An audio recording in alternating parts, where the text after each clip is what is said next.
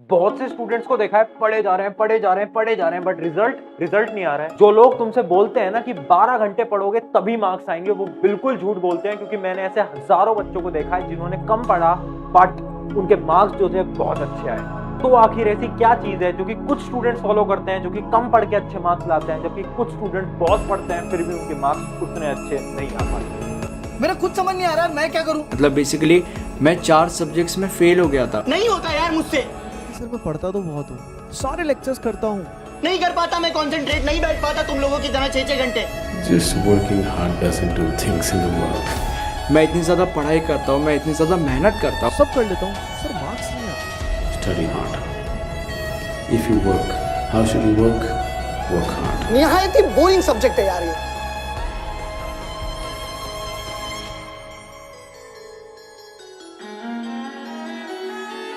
तो hi everyone, मेरा नाम है Prashant, mentor of thousands of students. देखो आज का जो मेन टॉपिक है वो ये है कि कुछ स्टूडेंट होते हैं जो कि मेहनत कर रहे हैं, एफर्ट लगा रहे हैं, पढ़ना चाह रहे हैं, बट फिर भी उनके जो मार्क्स हैं वो उतने अच्छे नहीं आते। ना स्कूल के अंदर अच्छे आते हैं, ना कोचिंग के अंदर अच्छे आते हैं। उसके बाद वो डीमोटिवेट हो जाते हैं, डिप्रेस हो जाते हैं और फिर उसके बाद पढ़ना ही बंद कर देते हैं। अगर आप एक वो स्टूडेंट हो जिसको डर लग रहा है कि यार भाई मेरी प्रिपरेशन उतनी अच्छी नहीं हुई है जितनी शायद मेरे किसी दोस्त की हुई है, तो क्या मैं उस एग्जाम के अंदर अच्छे मार्क्स ला पाऊंगा? अगर आप एक वो स्टूडेंट हो तो ये वाली वीडियो आपके लिए है। आज हम ये जानेंगे कि केवल मेहनत करना सब कुछ नहीं होता, कि केवल 12-12 घंटे पढ़ोगे तभी जाकर वो एग्जाम क्लियर होगा या फिर 95 आएंगे। रियलिटी कुछ और है। बट उस रियलिटी को समझाने से पहले मैं तुम्हें एक स्टोरी समझाता हूँ। उस स्टोरी को सुनाऊंगा जिससे कि आपको और क्लियर हो पाएगा। स्टोरी है एक इंसान की, एक बहुत अमीर इंसान की। तो उसको ना शौक था, क्या शौक था? कुत्ते पालने का शौक था, डॉग्स को पालने का उसको बहुत बड़ा शौक था। तो उसने क्या करा ना, एक बार वो गया और एक ब्रीड होती है डॉग्स की, जर्मन शेफर्ड। बहुत सारे स्टूडेंट्स को पता होगा, जिनको नहीं पता नेट पे सर्च कर लेना, जर्मन शेफर्ड। उनका छोटा सा पपी मतलब कुत्ते का बच्चा लेकर आया। ठीक है, अब क्या होता है ना, जर्मन शेफर्ड जो होता है ना वो थोड़ा थोड़ा भेड़िया जो होता है, आपने सुना हो भेड़िया, तो भेड़िया के बच्चे की तरह होता है, थोड़ा बहुत, ज्यादा नहीं होता, मतलब थोड़ा बहुत, मतलब ऐसा लगता है बट वो होता नहीं। तो वो पपी बहुत महंगा था, उसको वो लाता है एंड फिर रास्ते से अपने घर की ओर जा रहा हो।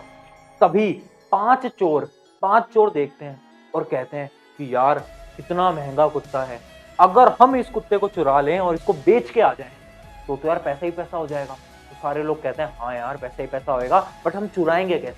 तो वो जो चोर थे ना वो बहुत दिमाग वाले थे, वो कुछ टेक्निक लगाते हैं, कुछ तरीके निकालते हैं और वो एक मस्त प्लान बनाते हैं। तो प्लान के अंदर क्या होता है, सबसे पहले जो पहला चोर है वो जाता है, पहला चोर जाता है और उसके पास जाता है, जो मालिक था उसके पास जाता है, उस इंसान के पास जाता है और कहता है कि अरे भाई साहब ये हाथ में भेड़िया का बच्चा लेके कहाँ जा रहे हो?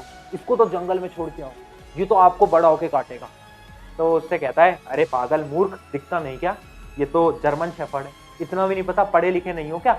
और वो कुछ ना बोल के निकल जाता है और वो जो मालिक आदमी है वो सीधा चलता रहता है। अब दूसरा चोर आता है और फिर वो कहता है, मतलब ये जो मालिक आदमी था, ये जो इंसान था जो खरीद के लाया था, उसको नहीं पता था कि ये चोर है और ना ये जानता था कि ये एक दूसरे को जानते हैं। ठीक है, तो दूसरा बंदा आता है और दूसरा कहता है अरे भाई साहब ये क्या ले रखा है हाथ में? तो कहता है क्यों, क्या हुआ? ये तो भेड़िया का बच्चा है ना। तो कहता है अरे कहाँ भेड़िया का बच्चा है यार, जर्मन शेफर्ड है, दिख नहीं रहा क्या? कैसे मूर्ख लोग हैं। फिर वो आगे चलने लगता है। सेम चीज तीसरा बंदा करता है, सेम चीज चौथा बंदा करता है। अब जब चौथा बंदा बोलता है तो फिर जो मालिक होता है उसे डर लगने लग जाता है कि यार मेरे साथ कोई स्कैम तो नहीं हो गया, मतलब इतने लोग थोड़ी ना झूठ बोलेंगे यार, इतने लोग थोड़ी ना पागल बनाएंगे मुझे, क्या पता शायद मैं जर्मन शेफर्ड के बजाय भेड़िया का ही बच्चा ले आया हूं गलती से। अब आता है उन सभी का मास्टरमाइंड, 5वां आदमी, और 5वां आदमी आता है और कहता है अरे भाई साहब ये क्या लेके घूम रहे हो? तो वो कहता है कि ये भेड़िया का बच्चा है क्या? तो कहता है कि यार मैं तो जर्मन शेफर्ड लेकर आया था, मुझे नहीं पता था, शायद दुकान वाले ने मेरे को ये दे दिया, पता नहीं क्या हुआ, मुझे समझ नहीं आ रहा। और वो बहुत डर गया।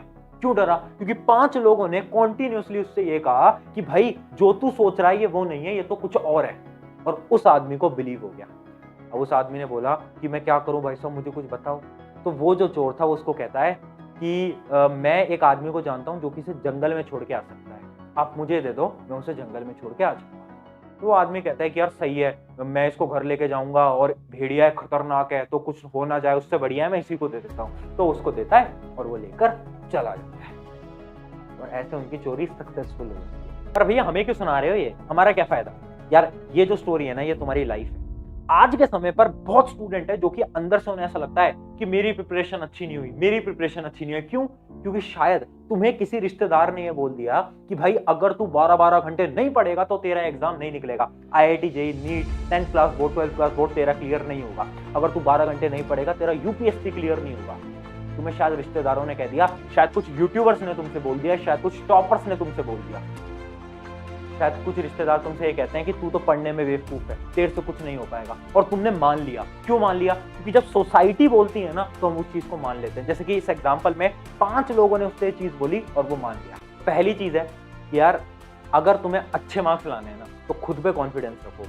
चाहे तुम्हारा सिलेबस 10% हुआ है, 20% हुआ है, कितना भी हुआ है, फर्क नहीं पड़ता, बट तुम्हें खुद पे कॉन्फिडेंस होना चाहिए।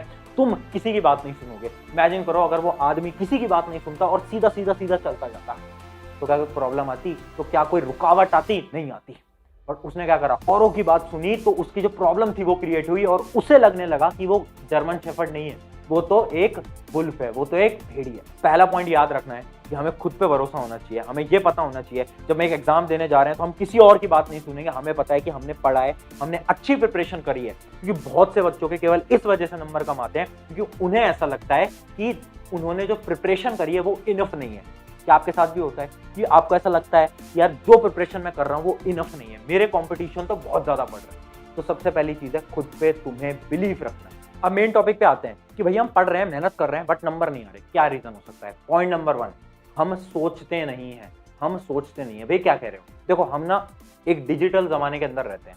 इमेजिन करो आज से 8 साल पहले या 10 साल पहले स्टूडेंट था तो उसे अगर डाउट आता था, इमेजिन करो किसी ने मैथ की प्रॉब्लम दी, क्वाड्रेटिक इक्वेशन दी, बेसिक मैथ की इक्वेशन किसी ने भी दी कि भाई x² - 2x + 1 = 0, इसके रूट्स क्या आएंगे? तो ये बेसिक सी मैथ की प्रॉब्लम दे दी। अब उस टाइम पे क्या करते थे बच्चे? उस टाइम पे सोचते थे, और अगर 10-15 मिनट सोच के आंसर नहीं आ पाता था तो अगले दिन जाते थे और टीचर से पूछते थे। बट अब हम क्या करते हैं? हम 1 सेकंड सोचते हैं, 5 सेकंड सोचते हैं, 10 सेकंड सोचते हैं, बट अगर आंसर नहीं आता तो हम डायरेक्ट मोबाइल फोन खोलते हैं, डालते हैं, सर्च करते हैं, आंसर देखते हैं। इससे क्या हो रहा है? इससे आपके दिमाग की हालत खराब हो रही है। आपको ऐसा लग रहा है ना कि सब कुछ आसान हो गया है। इमेजिन करो जब आप एक रजाई के अंदर जाते हो, जब आप ब्लैंकेट के अंदर जाते हो, तो उसके बाद आपका मन नहीं करता ना कि ब्लैंकेट से बाहर आए। क्यों बाहर आए? जब आपकी मम्मी आपको कोई काम बोलती है तो आप बोलते हो ना कि रहने दो मम्मी, मन नहीं कर रहा बाहर आने का। सिमिलर आपका ब्रेन है। अब जब तुम अपने ब्रेन से काम ही नहीं कराओगे, जब तुम अपने ब्रेन को सारा काम मोबाइल फोन से करवा दोगे कि भाई मोबाइल फोन सर्च कर लेगा, आंसर बता देगा, जब आपका ब्रेन काम ही नहीं करेगा तो आपका ब्रेन कैसे अच्छी तरीके से चीजों को मेमोराइज कर पाएगा? तो सबसे बड़ी प्रॉब्लम यह है कि यार देख हम मेहनत तो कर रहे हैं बट हमने ना हमारे ब्रेन को ना पागल बना रखा है। हमने उसको काम पे लगाया ही नहीं है। क्यों? क्योंकि जब भी हमारे टीचर हमें कोई होमवर्क देते हैं हम तो डायरेक्ट नेट पे सर्च करते हैं और उसका आंसर देखते हैं। तो आज से इसका सबसे पहला सोल्यूशन जो तुम स्टार्ट करने वाले हो वो ये है कि अब से तुम्हें कोई भी क्वेश्चन मिलेगा तुम्हारे स्कूल के अंदर, कोचिंग के अंदर, तुम पहले खुद से दिमाग लगाओगे। 10-15 मिनट खुद दिमाग लगाओ। अगर फिर भी सॉल्व नहीं होता तो ही इंटरनेट पे जाना या फिर आपकी किताब का सोल्यूशन देखना। ये चीज एकदम क्लियर कर लो। आज से हर एक स्टूडेंट सबसे पहले उस क्वेश्चन को देखेगा, उसको सोचेगा और अपने दिमाग को थोड़ा काम करवाएगा। अगर आंसर नहीं आता तब सोल्यूशन पे जाना, तब इंटरनेट पे जाना। पॉइंट नंबर 2, रटना छोड़ दो। बहुत सारे बच्चे हैं जो कि रटे जा रहे हैं और फिर बोलते हैं भैया मैं तो 12 घंटे पढ़ता हूँ फिर भी नंबर नहीं आते, भैया प्री बोर्ड चल रहे हैं स्कूल के अंदर नंबर नहीं आते, कहां से नंबर आएंगे? पूरे दिन तो तू रट रहा है। देख यार, एजुकेशन सिस्टम इंडिया के अंदर बदल रहा है और आगे आकर बदलेगा। अब जो बच्चा रटेगा ना उसका कुछ भी नहीं है, फ्यूचर उसका कुछ भी नहीं है, पहली बता देता हूं। तो सबसे पहली चीज है रटना बंद कर दे। अब तुम बोलोगे भैया रटना कैसे बंद कर दे, कुछ चीज समझाओ। तो यार रटना बंद कर देने से मेरा ये मतलब है कि तुम्हें क्वेश्चंस पूछने हैं। जब भी कोई कॉन्सेप्ट आ रहा है तो क्वेश्चन पूछो ना कि फिजिक्स का ये फिनोमिना क्यों हुआ, साइंस में ये फिनोमिना क्यों हुआ। क्वेश्चंस पूछो, दिमाग को काम पे लगाओ, क्वेश्चंस पूछो। अब जैसे बायोलॉजी वाले सब्जेक्ट है ना तो उनमें भी क्वेश्चंस पूछो कि ये वाली चीज क्यों हुई। जितना क्वेश्चंस पूछोगे उतना ज्यादा अच्छा रहेगा। उसके अलावा जो एसएसटी जैसे सब्जेक्ट होते हैं, सब बच्चों को लगता है कि इनमें रटना पड़ता है, बट ऑनेस्टली बताता हूं मैंने कभी भी एसएसटी जैसे सब्जेक्ट को कभी नहीं रटा। मैंने पता क्या करा, मैंने उनको स्टोरी फॉर्मेट में याद करा, अपने जो लाइफ है उससे रिलेट करा। लाइफ से जब रिलेट करा तो इजीली मेरे दिमाग के अंदर घुस गया और कोई टेंशन वाली बात नहीं हुई। इसका मतलब यह है कि तुम्हें 12 घंटे पढ़ने की जरूरत नहीं है। अगर तुम चीजों को ढंग से समझ सकते हो ना, अगर तुम चीजों को विजुलाइज कर सकते हो तो जरूरी नहीं है तुम 12 घंटे पढ़ के किताब में रटे जा रहे हो, जरूरत नहीं है। एक चीज को तुम कम टाइम में भी याद कर सकते हो। कैसे? चीजों को विजुलाइज करके। और इसके ऊपर मैंने पूरी वीडियो बना रखी है, वो आप देख सकते हो। पॉइंट नंबर 3 जहां पर लिख रहा हूं ध्यान से देखना। एक लाइन लिखने जा रहा हूं आज, क्वालिटी ग्रेटर देन क्वांटिटी। इस लाइन को हमेशा याद रखना अपनी लाइफ। देखो यार, ये एक एग्जांपल से तुम्हें समझाता हूँ। ये बात है मेरी 10th क्लास के प्री बोर्ड की, मैंने अपने स्टूडेंट्स को बताया भी हुआ है। जब मैं अपनी 10वीं के प्री बोर्ड दे रहा था तो उस टाइम पे क्या हुआ ना, मेरा सिलेबस बहुत कम कंप्लीट हुआ था। तो मैंने क्या करा, मैंने क्वालिटी पे फोकस नहीं करा, मैंने क्या करा, क्वांटिटी पे फोकस कर लिया। मैंने क्या करा, मैंने 1 महीने के अंदर 5 से 10 चैप्टर कंप्लीट कर दिए, 5 से 10 चैप्टर कंप्लीट कर दिए, जबकि जो मेरी क्वालिटी थी वो बहुत बेकार थी। मतलब मैंने चैप्टर को ऊपर ऊपर से पढ़ा, उससे क्या हुआ, मेरे मार्क्स भी नहीं आए और मुझे डीमोटिवेशन हो गया। तो सबसे पहली चीज याद रखो, तुम 10 घंटे पढ़ रहे हो, 12 घंटे पढ़ रहे हो, फर्क नहीं पड़ता, पर तुम जितना भी पढ़ोगे वो तुम क्वालिटी से पढ़ोगे, एकदम बढ़िया तरीके से। अगर तुम दिन में 1 घंटा भी पढ़ रहे हो ना सेल्फ स्टडी का, तो ऐसे पढ़ो कि भाई वो तुम्हारा बेस्ट टाइम है। ऐसे नहीं कि बस किताब ले रहे हैं, बैठे हैं। मैंने ऐसे बहुत बच्चों को देखा है जो कि दूसरों को दिखाने के लिए पढ़ते हैं, अपने घर वालों को दिखाने के लिए पढ़ते हैं। बोलते हैं मैं तो 12 घंटे पढ़ता हूँ। अरे बेवकूफ, तेरे को भी पता है उस 12 घंटे में से तू केवल 3 से 4 घंटे पढ़ता है। तो क्यों दिखा रहा है, किसको दिखा रहा है? अरे भाई, दुनिया से झूठ बोलेगा, खुद से झूठ कैसे बोलेगा? बाद में जब नंबर नहीं आएंगे तो तुझे पता है तेरे नंबर क्यों नहीं आएंगे। और ये रियलिटी सबको मालूम है। खुद को अंदर झांक कर देखो, वो जो तुम बोलते हो 12-12 घंटे की पढ़ाई, तुम कितना पढ़ रहे हो? 3 से 4 घंटे प्रोडक्टिविटी से तुम पढ़ लो, वो ही बहुत बड़ी बात है। अगला पॉइंट है, फालतू के नोट्स से बचो। देखो, मैंने अपनी जिंदगी के अंदर बहुत फालतू बच्चे देखे, बहुत फालतू बच्चे। पता है क्या करते हैं कुछ बच्चे नोट्स बनाएंगे और अपने दिन के 1 से 2 घंटे नोट्स बनाने में लगा रहे हैं। 1 से 2 घंटे डेली कोचिंग से आएंगे, स्कूल से आएंगे और सुंदर नोट्स बनाएंगे। क्या जरूरत है? क्या जरूरत है? देख यार, notes at the end of the day तुझे पढ़ने हैं ना, तो क्या जरूरत है? अपने टाइम को बचा, फालतू के नोट्स मत बना। और बहुत सारे बच्चे हैं जो कि कॉम्पिटिटिव एग्जाम की प्रिपरेशन कर रहे हैं, जैसे कि जेई नीट, वो क्या करते हैं ना, वो फालतू चीजें अपने नोट्स में ऐड ऑन कर रहे हैं। जैसे कि एग्जाम्पल देता हूँ, 12th का एक चैप्टर होता है इलेक्ट्रोस्टैटिक्स। बहुत सारे बच्चे हैं जिन्होंने कि उसके अंदर लिखा हुआ है इलेक्ट्रोस्टैटिक्स क्या होता है। इलेक्ट्रोस्टैटिक्स छोड़ो, उसके बाद कूलम्ब्स लॉ भी लिख रखा है। ये कोई चीज है नोट्स में लिखने की? क्या तुम्हें नहीं पता कूलम्ब्स लॉ क्या होता है? क्या तुम्हें नहीं पता कि इलेक्ट्रोस्टैट्स क्या होता है? तो वो फालतू चीजें नोट्स में क्यों लिखनी है? जैसे कि 10th का चैप्टर है करंट इलेक्ट्रिसिटी। अब सोचो किसी बच्चे ने लिखा हुआ है व्हाट इज करंट, तो क्या उसका कोई यूज है? तो फालतू के नोट्स बनाने से बचो। नोट्स में केवल उतना लिखो जो कि तुम्हारे लिए नीडेड है, इतना लिखो बस, ज्यादा लिखने की जरूरत ही नहीं है। बहुत सारे बच्चे फालतू के नोट्स बनाते हैं और अपना टाइम खराब करते हैं और फिर बोलते हैं भैया मैं पढ़ता तो बहुत हूं, बस नंबर नहीं आते। नंबर कहां से आएंगे यार? तेरा टाइम तो यहां जा रहा है। देख, वीडियो के अंदर मैं रूड हो सकता हूँ, तुझे बातें चुभ सकती हैं और चुभनी भी चाहिए, बट मैं तुझे रियलिटी दिखा रहा हूँ। आज तुझे रियलिटी दिखा रहा हूँ, एज अ बड़ा भाई तुझे गाइड कर रहा हूँ। तो इस बात को समझ ले, रियलिटी है तेरी कि इन सब चीजों पे टाइम वेस्ट करना बंद कर। तो ये थी हमारी सारी स्ट्रैटेजीज। अब एक थोड़ा सा नजदीक आ जाओ, एक आखिरी टिप दूंगा और ये 1-to-1 टिप है। देख, ऐसा बड़ा भाई बोल रहा हूँ एक चीज, यार ये जो तेरी लाइफ है ना, इसमें तू कोशिश कर, तू बहुत बार गिरेगा, तू फेल होगा, तेरे नंबर कम आएंगे, बट फेलियर से मत डर, क्योंकि फेलियर से एक बहुत बड़ी चीज है जो कि है रिग्रेट। अपनी लाइफ में कभी रिग्रेट मत आने देना। तूने सुना होगा ना कि लोग कहते हैं कि काश उस समय पे पढ़ लेता।